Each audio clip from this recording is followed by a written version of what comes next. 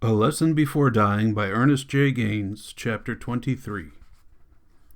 Miss Emma felt well enough on Monday to accompany my aunt and Reverend Ambrose to visit Jefferson. After the usual search, Paul led them to the day room, then went to the cell for Jefferson. Jefferson asked if he could take the radio. The deputy said no. Jefferson said he wouldn't go. I would hear later that Jefferson had not turned the radio off since Paul brought it to him on Friday evening. The other prisoners could hear the radio at all times of the day and night. No one else had a radio, and the prisoners wished he would play it louder, but no one would dare say anything to him. The prisoners nearest his cell could faintly hear the music he played, but the ones farther away could only hear static, though he searched day and night for stronger stations. "You want me to bring them here?" Paul asked Jefferson. Jefferson went on listening to the radio without answering him. The deputy returned to the day room and told Miss Emma what had happened. She had already set the table, and she and my aunt and Reverend Ambrose had taken their places, leaving a space for Jefferson. The food, beef stew and Irish potatoes, was still in the pot and covered. A tablespoon and a paper napkin lay beside each tin pan on a white tablecloth. "Radio?" Miss Emma asked Paul. "Grant brought him one." "When?" "Last Friday." "That mean he ain't comin'?" "That's what he said," the deputy told her. Miss Emma sat staring at the space where Jefferson was supposed to sit. Then she looked up at Paul again. "Can we go to him?" she asked. "Sure," he said, "but it's going to be uncomfortable. Y'all trying to eat out of them pans standing up." "We don't mind," Miss Emma said, and pushed herself up from the table. My aunt helped her collect everything. Then the three of them followed the deputy back to the cell. Jefferson lay on his bunk listening to music on the radio. 45 minutes later, when Paul returned to the cell, he found the radio turned off and Jefferson lying on his side, facing the wall, his back to the people. The deputy opened the door to let them out, and Jefferson turned from the wall and snapped on the radio. Paul told Miss Emma that the sheriff wanted to see her. The sheriff was sitting behind his desk. There were 2 empty chairs, but he did not ask anyone to sit down. "He give you any trouble back there?" the sheriff asked Miss Emma. "No, sir. I said from the start I didn't want any trouble," the sheriff said. "If that radio is causing any trouble, I'll get it out of there." "It ain't causing no trouble," Miss Emma said. "He didn't come to the day room. We went to him. We managed." "Standing up?" "Yes, sir. We didn't mind." "You minded before," the sheriff said. "That's why you went and worried my wife." "Yes, sir," Miss Emma said. "Listen," the sheriff said, pointing a finger across the desk. "He hasn't got much time. I don't want any trouble. Y'all have to work together with that teacher." "We gonna work together," Miss Emma said. "I'll talk to Grant when I get back." "What about you, Reverend?" the sheriff asked. "My duty to stand by Sis Emma," Reverend Ambrose said. "And what about Jefferson?" the sheriff asked. "What about his soul?" According to Paul, who told me this later, Reverend Ambrose lowered his eyes and did not answer. "All right," the sheriff said. "Y'all work it out your way. Any problems and I'll take that radio or stop the visits." Reverend Ambrose came back to the quarter between 2:30 and 3 o'clock. And when I dismissed school, one of the boys came back to tell me that my aunt wanted to see me at Miss Emma's house before I went home. All 3 of them were sitting around the kitchen table when I came in. They had already finished their coffee. The cups were still on the table, but empty. "You know what you done?" my aunt asked me. I could tell by her face and her voice that she was mad. "What did I do?" I asked. "Why?" "Why what, Tante Lou?" "That radio," she said. "That radio." "What's wrong with the radio?" "What's wrong with it?" Reverend Ambrose cut in. "What's wrong with it? That's all he do, listen to that radio. That's what's wrong with it." "And what's wrong with that?" I asked. "He didn't have time to come sit down with us today. That's what's wrong with that," the minister said. "He ain't got time for nothing else. That's what's wrong with that." "Jefferson needs something in that cell," I said. "Yes, he do," the minister said. "You hit the nail on the head, mister. Yes, he do, but not that box." "And what do you suggest, Reverend Ambrose?" I asked. "God," the minister said. "He ain't got but 5 more Fridays and a half. He needs God in that cell, and not that sin box." "What sin box?" I said.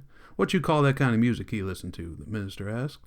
"Us standing in there trying to talk to him, and him listening to that thing till she got to reach over and turn it off. What you call it?" "I call it company, Reverend Ambrose," I said.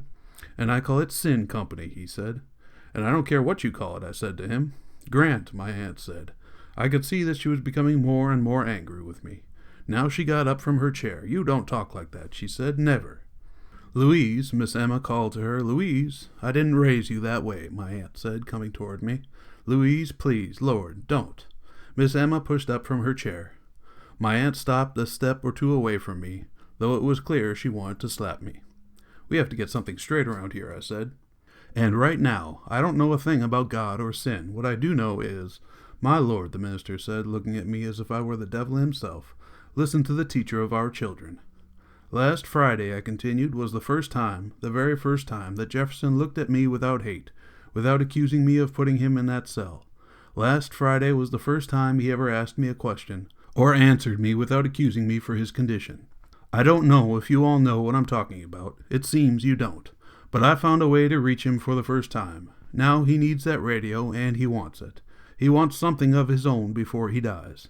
He wants a gallon of ice cream for his last supper. Did he tell you that? Did he tell you he never had enough ice cream? Did he tell you that he never had a radio of his own before? Did he tell you any of this? He wants those things before he dies. He has only a month to live, and all I'm trying to do is make it as comfortable as I can for him. And after that radio and that ice cream, how about his soul, mister?" my aunt asked me. "I don't know a thing about the soul," I said. "Yes, you do," she said. She tightened her mouth. She wanted to cry, and she wanted to slap me, not only for this moment, but for all those years that I had refused to go to her church. "Yes, you do," she said, shaking her head, "'cause I raised you better. And you sent me to him, Taunt Lou," I said, "and I'm only trying to reach him the best way I can." "Turning him against God? Taunt Lou, that radio has nothing to do with turning Jefferson against God," I said. "That radio is there to help him not think about death. He's locked up in that cage like an animal. And what else can he think about but that last day and that last hour? That radio makes it less painful. Now, if you all want that radio out of there, you just go on and take it from him. But I won't go back up there any more." "We got to have it your way or else, that's it?" Reverend Ambrose cut in. "No," I said, "you can have it your way. You can take it from him. But you won't reach him if you do. The only thing that keeps him from thinking he is not a hog is that radio. Take that radio away, and let's see what you can do for the soul of a hog." "Then I'm the one that's not needed," the minister said. "No," Miss Emma said, "you have to go, Reverend Ambrose. I'll make him see." "You saw today how it was," the minister said. "He can't hear me through that wall of sin." "I'll make him see," Miss Emma said. "He needs you. Maybe he don't know it yet, but he needs you. Maybe you don't know it yet either, Grant." "All I know, Miss Emma, is that last Friday was the first time I reached him," I said. "It was the first time he didn't call himself a hog." "And that whole gallon of ice cream," the minister said, "you sure you reached him?" I didn't know how to answer that. "Well, Mr. Teacher," Reverend Ambrose said, "I'm waiting for your answer." My aunt and Miss Emma were also waiting. I went back to see Jefferson again on Wednesday. On Tuesday I had asked the children at school to bring large pecans and roasted peanuts for me to take to him. Some brought pecans in paper bags, some brought them in little flour and rice sacks. Others brought them in their pockets. There were about 25 pounds of pecans, about half that many pounds of roasted peanuts. I took a few pounds of each and left the rest to be distributed among the children after school. In Bayonne I bought a half-dozen apples, some candy, and 2 or 3 comic books. You did not hear the music until you got near the cell. He was lying on his bunk, the little radio on the floor at his head. Paul let me in and left. "How's it going, partner?" I said. "The children sent you some pecans and peanuts. I bought you some apples and a couple candy bars, some funny books." He let his feet slide to the floor as he sat up on the bunk. I stood there a while. Then I sat down at the foot of the bunk and handed him the bag. He took it without saying anything and set it on the floor. The radio was still playing. "Doing all right?" I asked him. He sat there staring at the wall in front of him, his big hands clasped together. He nodded his head. "How's the radio?" I asked him. "All right." "Did you get Randy over the weekend?" "Yeah, I caught him. I listened to him a little bit myself," I said. "You didn't have any trouble getting the station, did you?" "No, I got him all right," he said. We were quiet. He stared at the concrete wall. The radio was playing Western music on a station out of Baton Rouge. "You want to ask me anything?" He shook his head. I waited a moment until I thought it was a good time to speak. "I saw your Nanon the other day after she came back from seeing you, Jefferson. She said you didn't have dinner with them in the day room. They had to come here, and they couldn't sit down." He didn't say anything. "When they come back, can you meet them in there, Jefferson? She needs that." "All right." "You'll do it for me? For her?" I asked. "All right." "She would love that, Jefferson. And Reverend Ambrose, will you let him talk to you?" "All right." I didn't know anything else to talk about, and he had nothing to say, so we just sat there quietly a while. "Jefferson," I said finally, "I want to be your friend. I want you to ask me questions. I want you to say anything that comes to your mind. Anything you want to say to me. I don't care what it is, say it. I'll keep it to myself if you want. I'll talk about it to other people if you want. Will you do that for me?" He nodded his head. He was staring at the wall. "I just thought of something," I said. "Sometimes at night, sometimes when you're thinking about something, and may not be able to remember it when I come back, I was just thinking maybe I could bring you a little notebook and a pencil. You could write your thoughts down and we could talk about it when I come back. Or maybe you could talk to Reverend Ambrose about it when he came to visit you. Would you like that?" "All right." "You want me to bring it?" "If you want. And you would write down your thoughts, anything you want to talk about?" He nodded his head, but he was still looking at the wall. "Do you believe I'm your friend, Jefferson?" I asked him. "Do you believe I care about you?" He didn't answer. "Jefferson?" But he was not listening.